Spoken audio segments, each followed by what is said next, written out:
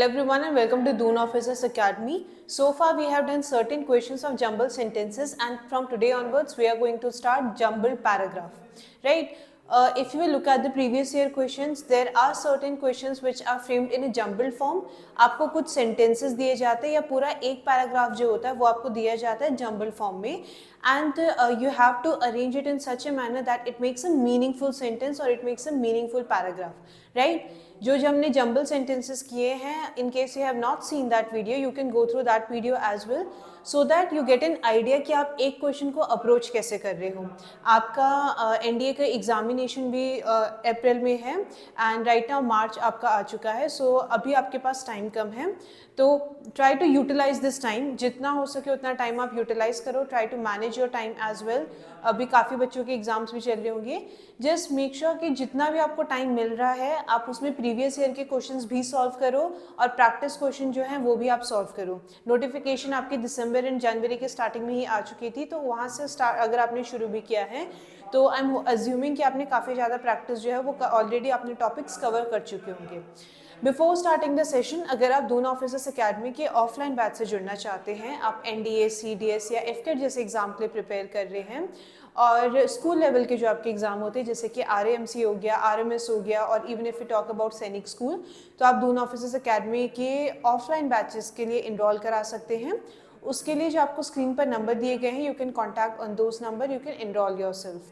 One more thing, if you are N D और C D S aspirant, आप exam दे रहे हो या देना चाह रहे हो, तो मार्च से हमारा ऑफलाइन बैच भी शुरू हो रहा है. फ्रेश बैच हम स्टार्ट कर रहे हैं N D S C D S level examination के लिए. तो आप जो है जो नंबर दिए गए हैं स्क्रीन पर, उस पर आप कॉन्टैक्ट करके आप अपने आप को अपना रजिस्ट्रेशन करा सकते हैं एकेडमी के साथ. So will start out with the session now.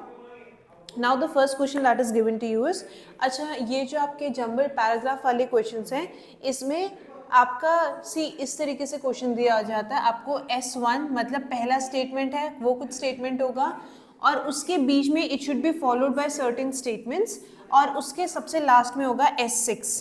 ठीक है, तो इसमें क्या होता है, मतलब S1 is the first statement कि आपका पैराग्राफ कहाँ से स्टार्ट हो रहा है. उसके बाद P, Q, R, S के फॉर्म में आपको 4 ऑप्शन दिए गए होंगे. This is the first, second, third, fourth, fifth, और एक लास्ट आपका S6 स्टेटमेंट होगा. तो इन क्वेश्चन में आपका स्टार्टिंग वाला मतलब कहाँ से वो पैराग्राफ शुरू होगा और कहाँ पे वो पैराग्राफ एंड होगा ये दिया जाता है. बीच में जो आपके 4 ऑप्शंस होंगे, बीच में जो आपके 4 स्टेटमेंट्स होंगे वो आपके जम्बल्ड फॉर्म में दिए गए होंगे. तो आपको इन्हीं का सीक्वेंस बनाना है, किस पे, based on first and the last statement. ठीक है, तो ये क्या होते हैं, थोड़े इलेबोरेट मैनर में आपको स्टेटमेंट दिए होते हैं. तो इसमें ये होता है कि थोड़ा आपको समझने की ज़रूरत होती है. इससे पहले if you look at the jumble sentences, वो आपके शॉर्ट सेंटेंस थे, इतने बहुत लंबे लंबे नहीं थे, तो वो भी आपका क्या है थोड़ा ईजी हो जाता है. तो जम्बल पैराग्राफ वाले जो क्वेश्चन होंगे, just go through them, right, थोड़ा उसको समझने का ट्राई करो. उसके बाद जो सीक्वेंस है ना उसको एक ऑर्डर में करो. ठीक है, तो शुरू करते पहला क्वेश्चन आज का.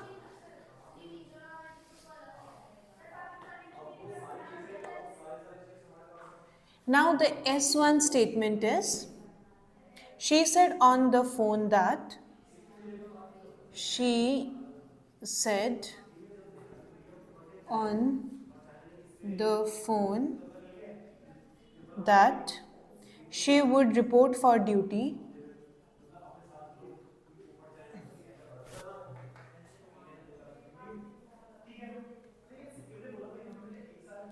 She would report for duty next day. Alright, so now this is the first statement and the last statement is, eventually we reported to the police. Eventually she reported to the police. Alright, now this is the starting statement. S1 जो आप statement देख रहे हो आपका starting है और S6 जो है वो आपका एंडिंग स्टेटमेंट है. अब इन दोनों के बीच में, इन दो स्टेटमेंट के बीच में क्या क्या सेंटेंस आएंगे वो एक बार देख लो. Right, so the P part of the sentence is, we waited for few days, then we decided to go to her place. We waited for few days, then we decided to go to her place. But she did not. We found it locked.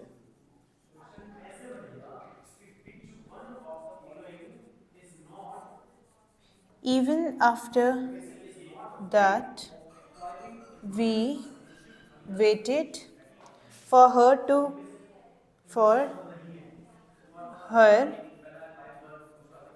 quite a few days. अब ये आपके क्या हो गए, 4 statement हो गए. अब इनका सीक्वेंस मैं आपको बता देती हूँ. Now the A part of the sentences PRSQ, जो आपके ऑर्डर है ना सीक्वेंस के.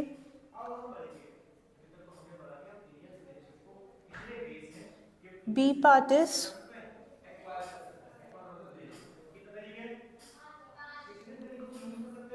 Q P S R.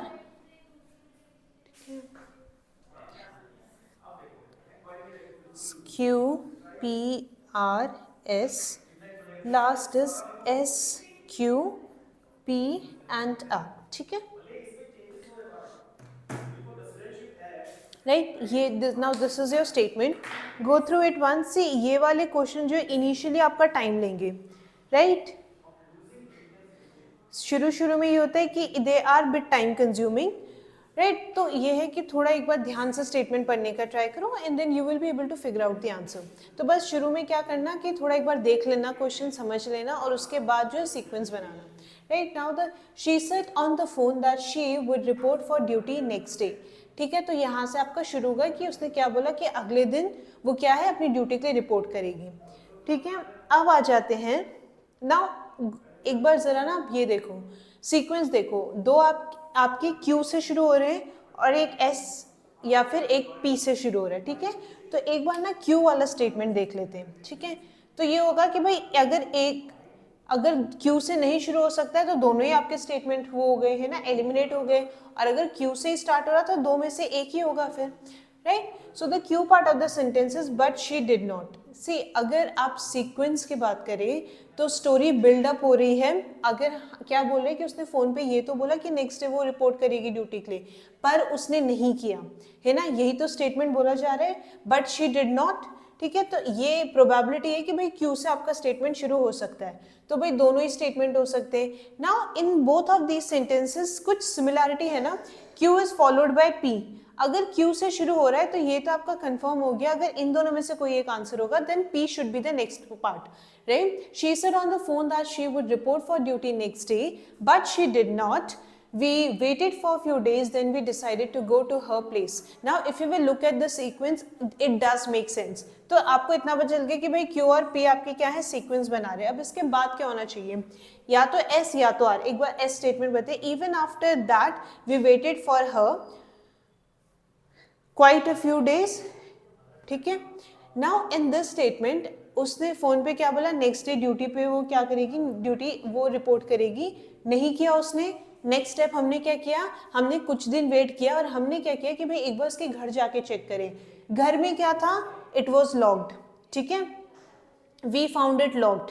Sequence आ रहा है ना भाई, रिपोर्ट नहीं किया, हम वेट किया, हमने वेट किया, उसके घर गए, घर जाके क्या देखा, ताला लगा है ना. तो इट डज मेक सेंस. तो Q P और R वाला जो स्टेटमेंट है वो आपका सही होना चाहिए. That should be the C part of the statement. तो इसके लिए आपका सही आंसर क्या हो गया, C पार्ट. ठीक है, देखो एक अप्रोच ये है कि अगर आपको लगता है कि कुछ आपके जो ऑप्शंस है उसमें सिमिलैरिटी है तो सिंपली उनको आप क्वेश्चंस को क्या करो, वो वाले ऑप्शन एक बार पहले चेक कर लो. ठीक है, नेक्स्ट क्वेश्चन पे आते हैं.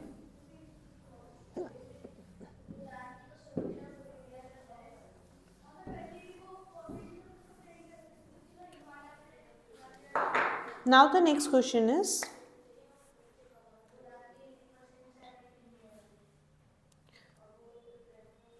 नाउ द क्वेश्चन इज, अब देखो first part of the statement आपका क्या बोल रहा है, what are the cause of our chronic food shortage, what are the cause of our chronic food shortage. What are the cause of our chronic food shortage?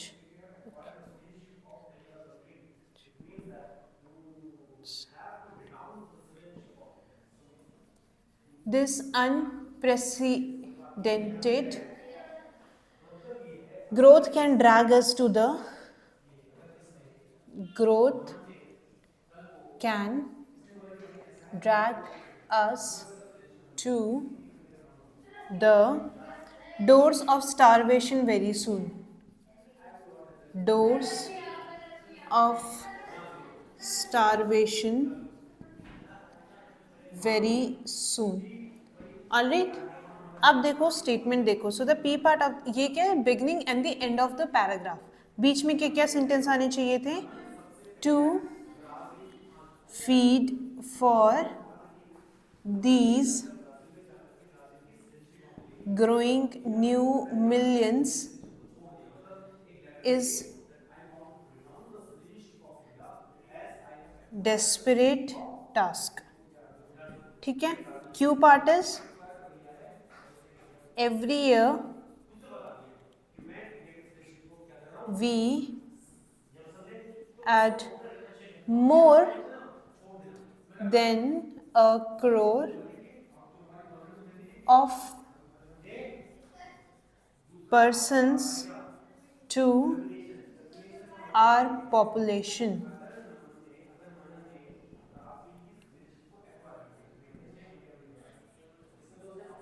Despite stupendous efforts by our government, the population is growing. The population is growing unabated. ठीक है, now the last part is, I hope the board is visible.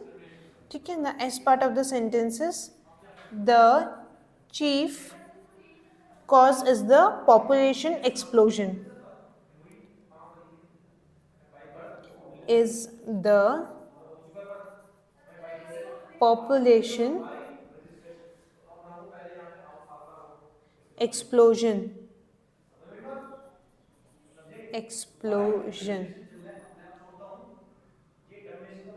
All right, अच्छा statement एक बार last, अच्छा here I am writing down the sequence. ठीक है,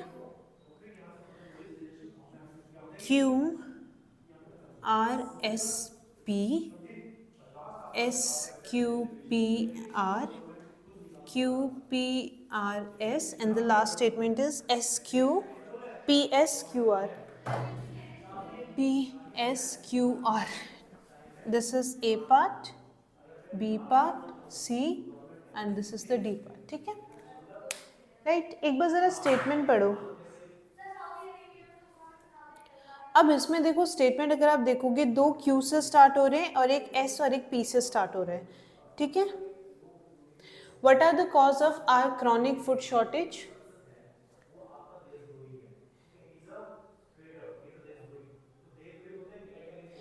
right, अब देखो इसमें पहला स्टेटमेंट जो P से स्टार्ट हो रहा है, What are the cause of our chronic food shortage? To feed for these growing new millions is desperate task.